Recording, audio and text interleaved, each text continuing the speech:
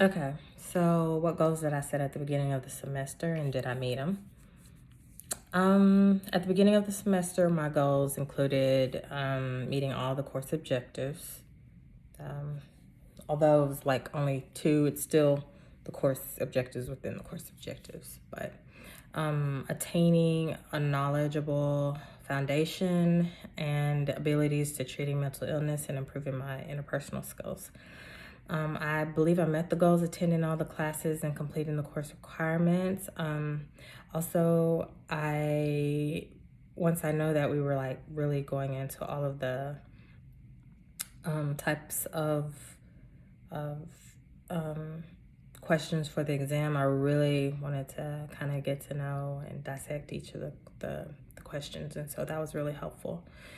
I gained knowledge and skills in caring for mental health patients through clinical practice, along with improving my interpersonal skills through coursework, clinical practice, inpatient and outpatient, and gain critical thinking skills and reflection abilities. Additionally, I have improved my confidence and clinical reasoning needed to provide mental health care through various learning activities such as, role playing, clinical practice, asking my mentor for questions and help and things like that, and class assignments. Experiential learning was a crucial component for me to be able to develop my skills in interacting with patients. At the beginning of clinicals, I think like just understanding to be a little bit more vocal on what's needed, and I honestly kind of had a little bit of fear that aggressively mentally ill patients could hurt, or which they can, but they could hurt me. I also felt anxious in my ability to help patients that was severely mentally ill. But I overcame the fear and anxiety by believing in myself and being confident in my skills and just talking and being assertive. I adopted a positive mindset when seeing patients, which helped me respect and interact with them fearlessly. I overcame the fear of treating patients with severe illness by acknowledging the significance of shared decision making. Oh my gosh, that's really good. I also involved all patients in the decision making because they know their history and how it relates to their treatment and diagnosis. And the correct diagnosis and treatment can depend on how I interacted with the patients, along with, their ability to want to get better too, you know. I collaborated with the patients to empower them to participate in their own treatment, and then it helped them to adhere with the care plan.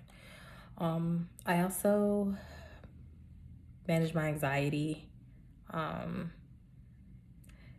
by practicing self-compassion, meditating, journaling, exercising, trying to eat healthy food, trying to at least. Self-compassion lessened the feelings of anxiety and despair and helped me to cope with embarrassing and painful events.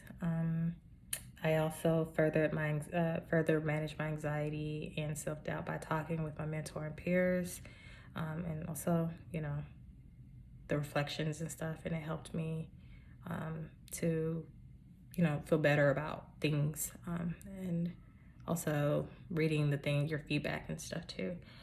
What understanding or insights did you develop in my clinical experience?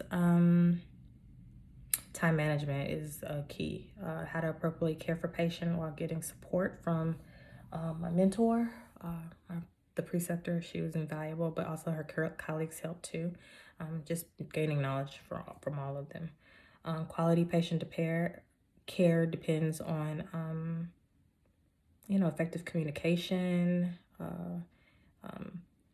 It also depends on communication, listening skills, how you interact with the patient and their families, being sensitive, empathetic, and also, morally responsible. In addition, I should be able to instruct the mentor instruct and mentor patients, families, staff, and even, future students and stuff like that. So the effective communication and active listening skills that I developed, it enabled me to communicate with individuals from a diverse ethnic, religious, and different groups. Also, it helped me to kind of like put the conversation back into perspective sometimes when it gets thrown off. But now I know how to do this in my future practice. By learning exercises and discussions, I significantly enhance my clinical reasoning skills and critical thinking, which will be which will be essential for effectively treating patients with mental health diseases. My clinical experience also helped me develop clinical judgment, which is one of the most significant and difficult duties.